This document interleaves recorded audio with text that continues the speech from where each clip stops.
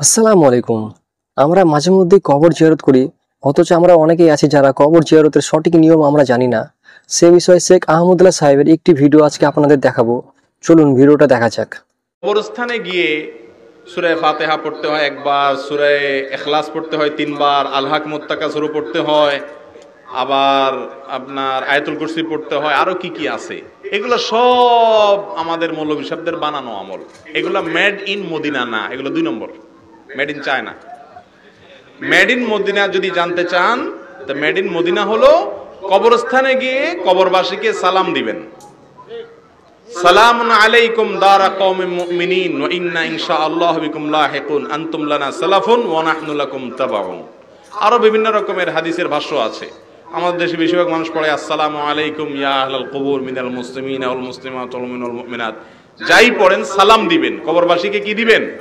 সালাম দিবেন। এর বেশি আর কিছু নাই। সেখানে যাই এই সমস্ত দোয়া দুরুদ এটা পড়তে হবে, এই সমস্ত কোনো নিয়ম নাই। এসব নিয়ম বানায় নিলে হুজুরদের সুবিধা, কারণ আপনারা জানবেন না, তখন বলবে পেমেন্ট করেন, আমরা করে দেব। বুঝতে পারছেন? যাই হোক, কবরস্থানে যে কোনো কোরআন তেলাওয়াত করার দরকার। ওখানে কবর জিয়ারত করতে যাবেন মূলত আপনার নিজের স্বার্থে। সেটা কি? যাতে ওখানে গেলে আপনার মরণের কথা স্মরণ হয়। নবীজি বলেছেন ইন্নী নাহাইতুকুম আন জিয়ারাতিল কুবুর। ইসলামের শুরুর দিকে কবর জিয়ারত নিষিদ্ধ ছিল। এরপরে বলেছেন ফাজুরুহাল আন ফাইন্নাহা তুযাক্কিরুকুমুল আখিরা। তোমরা এখন কবর জিয়ারত করো, কারণ কবরে গেলে আখিরাতের কথা স্মরণ। আর যদি টাকা দিয়ে কবর জিয়ারত করান, তাহলে হুজুরে কবরস্থানে গিয়া আখিরাতের কথা স্মরণ না করে কব কত দিব জানি আজকে। ঠিক না ভাই? ঠিক। হুজুর পয়সা চিন্তা করবে। তো যাই হোক, হুজুরদেরকে হাদিয়া দিবেন, এমনি দিবেন, আবার কামলা খাটায়া কেন হাদিয়া দিবেন? তো খারাপ কথা।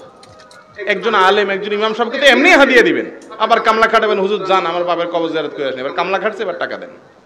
এটা কোনো সুন্দর জিনিস? ওলামাদের নবীদের ওয়ারিস তাদেরকে এমনি হাদিয়া দিবেন? জি। তাহলে কবরের পাশে দাঁড়িয়ে কোনো সূরা কেরাত পড়ার নির্দেশ কোরআন হাদিসে কোথাও নাই। কবরের পাশে দাঁড়িয়ে মুনাজাত করার বিধান কি? কোন কোন আসার থেকে জানা যায় কবরের পাশে দাঁড়িয়ে কেবলামুখী হয়ে, কবরের দিকে না, কোন দিকে? কেবলামুখী হয়ে দোয়া করা যায়। কিন্তু রাসূল আকরাম সাল্লাল্লাহু আলাইহি সাল্লাম কবরের পাশে দাঁড়িয়ে দোয়া করতেন। একটা জয়ীফ হাদিস থেকে পাওয়া যায়, ওই যে শবে বরাতের হাদিস, যে নবী সাল্লাল্লাহু আলাইহি সাল্লাম কবরের পাশে দাঁড়িয়ে দোয়া করেছেন।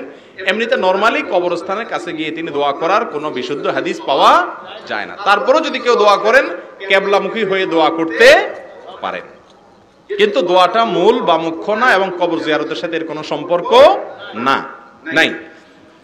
তবে একটা সুন্নত আছে, সুন্নতটা আমরা জানি না, বেদাতগুলো সব জানি। দাঁতের খবর নাই, বেদাত নিয়ে টানাটানি। সুন্নাত হলো কোন মানুষ মারা যাওয়ার পর, তাকে কবরে দাফন করার পর, মাটি দেওয়ার শেষে যারা মাটি দিলেন তারা সবাই কেবলামুখী হয়ে হাত তুলে তার জন্য দোয়া করা, বিশুদ্ধ হাদিস দ্বারা প্রমাণিত। কি দোয়া করবেন?